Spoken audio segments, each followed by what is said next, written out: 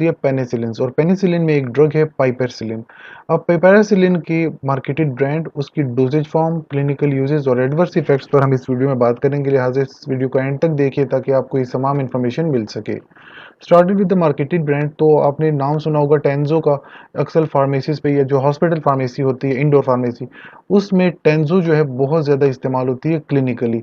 और emergency conditions में या जो लाइफ थ्रेटनिंग इन्फेक्शंस हो जाते हैं उसमें टेंजो का बहुत ज़्यादा यूज़ है। Started with the doses form, तो इसका पाउडर फॉर इंजेक्शन आते हैं, यानी 2 ग्राम, 3 ग्राम, 4 ग्राम और इवन 40 ग्राम तक भी इसकी डोजेज अवेलेबल है। मैकेनिज्म इसका बहुत ज़रूरी है कि अगर ये बैक्टीरिया को किल करता है तो इसका क्या मैकेनिज्म है, यानी किस तरह से बैक्टीरिया को ये किल करेगा। सबसे पहले तो बैक्टीरिया की जो सेल वॉल होती है वो होती है पेप्टिडोग्लाइकन की बनी हुई। पेप्टिडोग्लाइकन का अगर आप याद देखें तो ये जो सब यूनिट्स हैं ये आपस में क्रॉस लिंक्ड हैं, और ये क्रॉस लिंकिंग करने के लिए इसको कहते हैं ट्रांसपेप्टाइडेशन। इसके लिए एक एंजाइम चाहिए, ट्रांसपेप्टाइडेज। आपकी जो ड्रग है पेनिसिलिन, वो इस ट्रांसपेप्टाइडेज को ब्लॉक कर देती है, जिसकी वजह से पेप्टिडोग्लाइकन की सिंथेसिस नहीं हो पाती।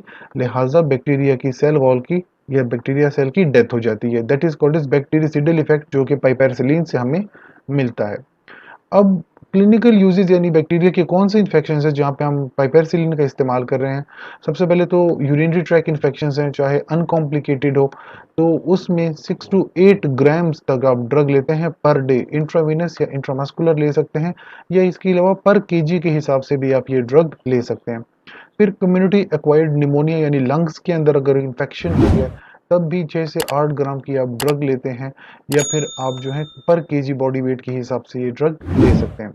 फिर मॉडरेट इन्फेक्शंस अगर हैं तो डोज थोड़ी कम होगी, सीवियर इन्फेक्शंस हो गए तो डोज थोड़ी बढ़ा देते हैं। मॉडरेट इन्फेक्शन में 2 से 3 ग्राम की डोज चलती है, सीवियर इन्फेक्शन में डोज बढ़ा के 3 से 4 ग्राम की डोज हो जाती है। अच्छा, गोनोरिया जो है सेक्सुअली ट्रांसमिटेड डिजीजेज में भी आता है। गोनोरिया जो सेक्सुअल ऑर्गन्स की है, 2 ग्राम जो आप डोज लेते हैं, इसके साथ साथ प्रोबेनासिड भी ऐड कर देते हैं जो कि कैंसेड के तौर पे काम करती है। या फिर सुडोमोनास एरोजिनोजा जो हमारे पास बैक्टीरिया है, उसके लिए स्पेसिफिकली हम 4 ग्राम की डोज इस्तेमाल करते हैं पाइपेरासिलिन की। तो ये इसके मेजर जो हैं हमारे पास क्लिनिकल यूजेस हैं। इनमें सबसे ज़्यादा इंपॉर्टेंट है सुडोमोनास एरोजिनोजा, क्योंकि ये बाकी इन्फेक्शंस के लिए हमारे पास और ड्रग्स भी अवेलेबल हो सकती हैं, बट सुडोमोनास एरोजिनोजा के लिए स्पेसिफिकली हम पाइपेरासिलिन या टाइकार्सिलिन या कार्बेंसिलिन का इस्तेमाल करते हैं। कुछ एडवर्स इफेक्ट्स बता दूं, क्योंकि ये पेनिसिलिन की क्लास से बिलोंग करती है, तो पेनिसिलिन के कभी-कभी एलर्जिक रिएक्शन आते हैं, जैसे हाइपर सेंसिटिविटी या एनाफाइलैक्सिस का हो जाना। इसके अलावा किडनी पे थोड़ा बहुत इफेक्ट, यानी इंटरस्टिशियल नेफ्राइटिस का, या प्रोथ्रोम्बिन टाइम जो है, यानी कि जो हमारे पास ब्लड क्लॉटिंग टाइम है वो थोड़ा प्रोलॉन्ग हो जाता है। कुम्स रिएक्शन पॉजिटिव का आना, हेमोलिटिक एनीमिया, या स्किन के ऊपर रैश हो जाना, सीजर्स वगैरह बहुत ही रेयर है। थ्रोम्बोफ्लेबाइटिस, यानी जब आप इंजेक्शन लगाते हैं वहाँ पे प्रॉब्लम हो जाती है, या इंजेक्शन साइट पे पेन का होना। तो ये कुछ कॉमन एडवर्स इफेक्ट्स है, बट ये बहुत रेयर हैं, हर किसी में नहीं आते, कुछ लोगों में आ सकते हैं। Although the drug name that is famous is Tenzo. और इसके अलावा अगर आपका कोई क्वेश्चन है रिगार्डिंग पेनिसिलिन या रिगार्डिंग पाइपेरासिलिन, तो आप कमेंट सेक्शन में पूछिए। इसके साथ साथ हमारे चैनल को लाइक करें, कमेंट करें, शेयर करें, सब्सक्राइब कीजिए।